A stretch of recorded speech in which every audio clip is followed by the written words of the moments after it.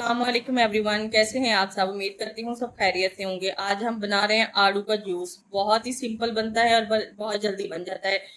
अच्छा, एक तो विटामिन सी के लिए ये बहुत अच्छा है, और सेकंडली ये वेट लॉस में बहुत हेल्पफुल है।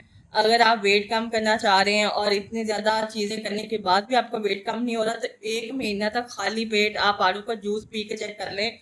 लेकिन फिर उसमें आप चीनी ऐड ना कीजिएगा, उससे आपका वेट बहुत जल्दी कम होता है।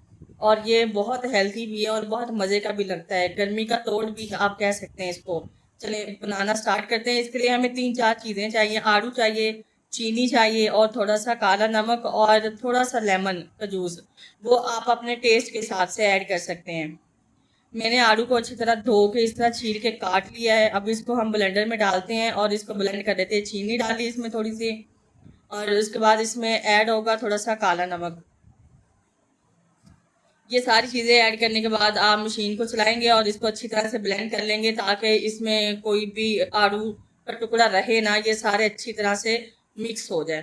देख लें, हमारा जूस रेडी हो गया है। अब इसको हम निकालेंगे गिलास में। गिलास में आप पहले थोड़ी सी बर्फ़ डाल लीजिएगा।